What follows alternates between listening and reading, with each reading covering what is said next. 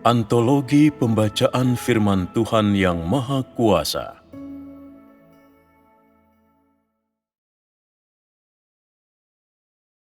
Pandangan yang harus dimiliki orang percaya.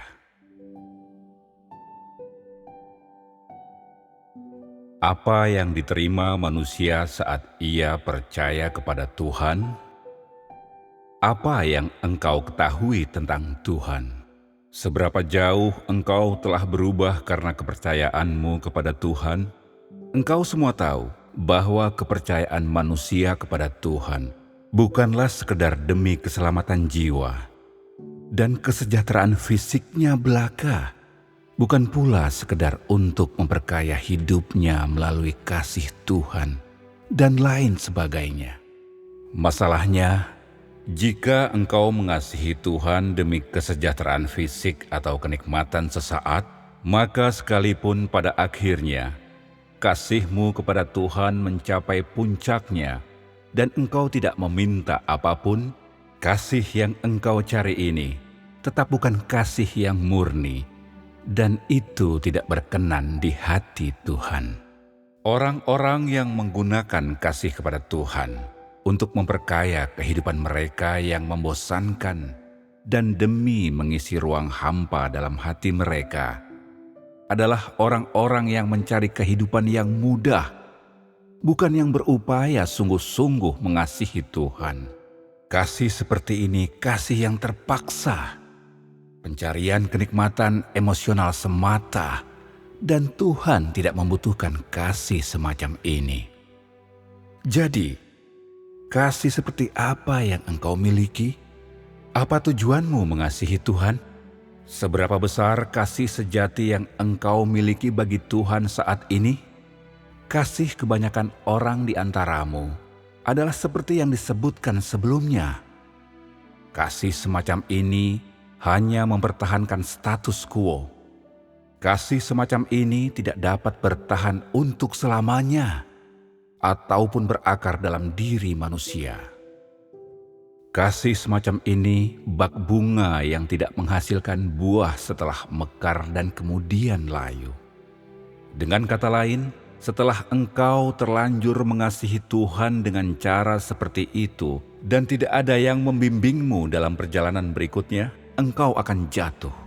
Jika engkau hanya bisa mengasihi Tuhan pada masa mengasihi Tuhan dan tidak ada perubahan watak setelahnya, engkau akan terus dilingkupi oleh pengaruh kegelapan, tidak sanggup melepaskan diri, dan tetap tidak sanggup untuk terbebas dari manipulasi dan pembodohan si iblis. Orang seperti itu tidak dapat sepenuhnya didapatkan oleh Tuhan. Pada akhirnya, roh, jiwa, dan tubuh mereka akan tetap dimiliki iblis. Hal ini tidak terbantahkan. Semua orang yang tidak dapat sepenuhnya didapatkan oleh Tuhan akan kembali ke tempat asal mereka, yakni kembali kepada iblis, dan mereka akan turun ke lautan yang menyala-nyala oleh api dan belerang untuk menerima penghukuman selanjutnya dari Tuhan. Orang-orang yang didapatkan oleh Tuhan adalah mereka yang memberontak melawan iblis dan melepaskan diri dari kuasanya. Orang-orang seperti ini akan sah terhitung sebagai anak-anak kerajaan. Begitulah cara anak-anak kerajaan dipanggil. Apakah engkau ingin menjadi orang-orang seperti ini? Apakah engkau ingin didapatkan oleh Tuhan? Apakah engkau ingin melepaskan diri dari kuasa iblis dan kembali kepada Tuhan? Apakah engkau sekarang menjadi milik iblis? Ataukah terhitung di antara anak-anak kerajaan? Hal-hal demikian seharusnya sudah gamblang tanpa perlu dijelaskan lebih jauh. Di masa lampau, banyak orang mengejar dengan dorongan ambisi dan gagasan manusiawi dan demi memenuhi harapan manusiawi. Hal-hal ini tidak akan dibahas sekarang.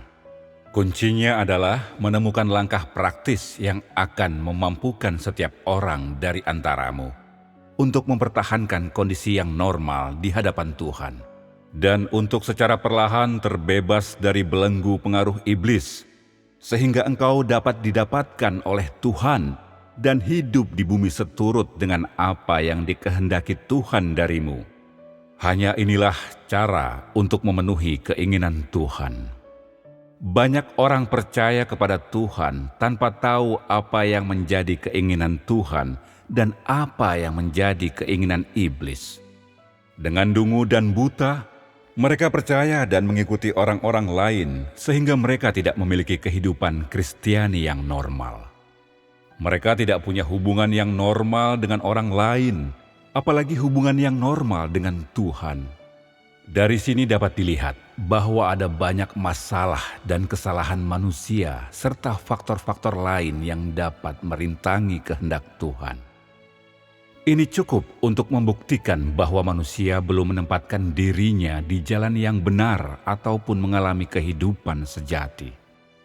Jadi, apa artinya berada di jalan yang benar? Berada di jalan yang benar berarti engkau dapat menenangkan hatimu di hadapan Tuhan setiap waktu dan bersekutu secara alami dengan Tuhan, sedikit demi sedikit memahami apa yang kurang dalam diri manusia, dan secara perlahan memperoleh pengenalan yang lebih dalam akan Tuhan. Dengan cara itu, setiap hari engkau akan memperoleh pandangan dan pencerahan baru dalam rohmu. Kerinduanmu bertumbuh, dan engkau berupaya masuk ke dalam kebenaran. Setiap hari ada terang dan pemahaman yang baru. Lewat jalan ini, secara bertahap engkau terbebas dari pengaruh iblis, dan hidupmu bertumbuh semakin mendalam. Orang seperti ini telah berada di jalan yang benar. Periksalah pengalaman nyatamu, serta ujilah jalan yang telah engkau tempuh dalam kepercayaanmu kepada Tuhan dengan mencermati hal-hal di atas. Apakah engkau sudah berada di jalan yang benar? Dalam hal apa engkau telah bebas dari belenggu dan pengaruh iblis? Jika engkau belum berada di jalur yang benar, ikatanmu dengan iblis belum putus. Dalam kondisi seperti ini, dapatkah usahamu untuk mengasihi Tuhan menghasilkan kasih yang tulus, penuh pengabdian dan murni? Engkau berkata bahwa kasihmu kepada Tuhan teguh dan mendalam, tetapi engkau belum terbebas dari belenggu iblis. Bukankah dengan begitu engkau mengolok-ngolok Tuhan? Jika engkau berharap memiliki kasih yang murni bagi Tuhan, sepenuhnya dijadikan milik Tuhan dan terhitung di antara anak-anak kerajaan, pertama-tama engkau harus berada di jalan yang benar.